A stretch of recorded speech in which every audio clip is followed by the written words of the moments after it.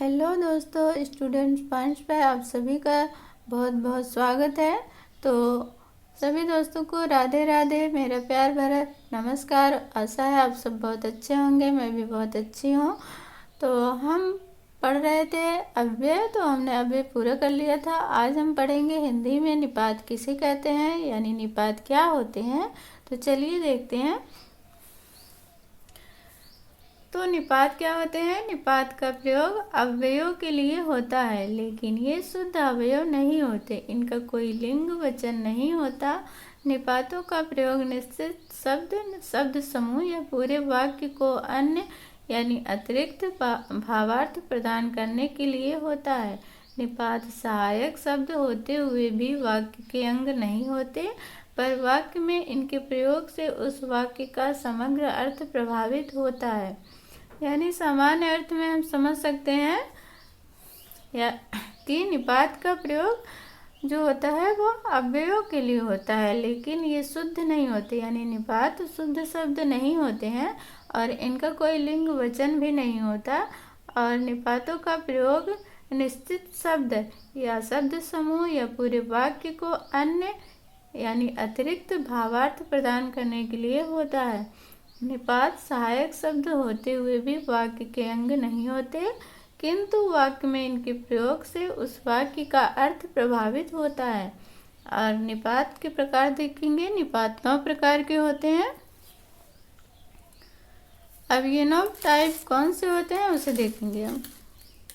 पहला है स्वीकृति बोधक, दूसरा है नकार बोधक, तीसरा है निषेधात्मक, चौथा है प्रश्न बोधक, पांचवा है विस्मयादि बोधक, छठा है तुलना बोधक और सातवां है अवधारणा बोधक, आठवां है आदर बोधक और नौवां है बल प्रदायक।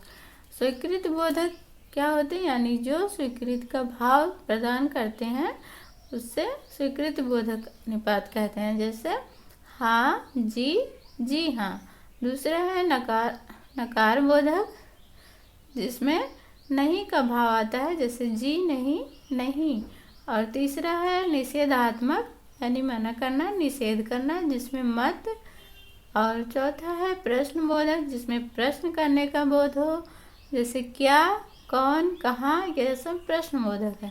और पांचवा है विस्मयादि बोधक, जिसमें विस्मयादि का भाव उत्पन्न हो, जैसे क्या, काश। छठा है तुलना बोधक, जो तुलना करते हो, जैसे सा और समान, ये भी हो सकता है। और सातवां है अवधारणा बोधक, जैसे ठीक, करीब, लगभग, तकरीबन। आठवां है आदर बोधक, जो आदर का भाव देते हो, जैसे जी। और नौवां है बल प्रदायक, जैसे तो, ही, भी, तक, भर, सिर्फ, केवल। अब हम इसका उदाहरण देखेंगे। उदाहरण है पहला, मैंने यह काम नहीं किया है।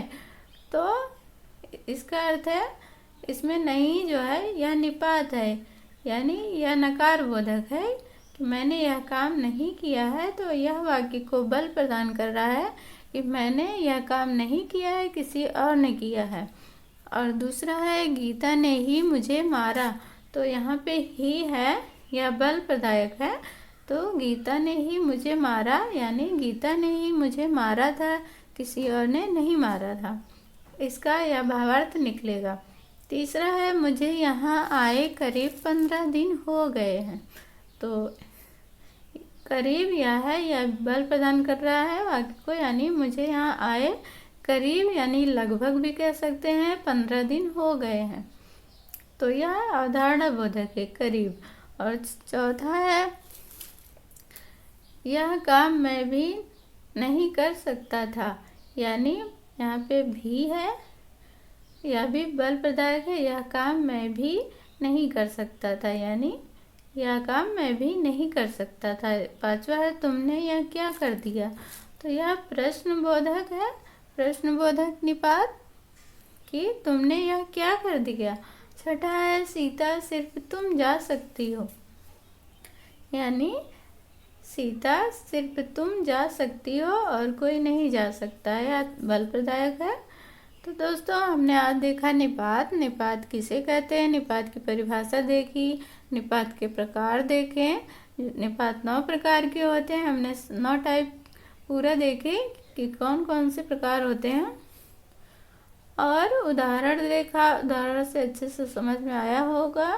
तो उम्मीद है आप सबको अच्छे से समझ में आया होगा निपात क्या क्या होते हैं, हिंदी में किसे कहते हैं निपात। तो आज के लिए इतना ही। आज हमने निपात कवर कर लिया। आज के लिए इतना ही। मिलते हैं अगली वीडियो में नेक्स्ट टॉपिक के साथ। सभी दोस्तों को धन्यवाद वीडियो देखने के लिए। अगर वीडियो पसंद आए तो लाइक, सब्सक्राइब और कमेंट जरूर कीजिए।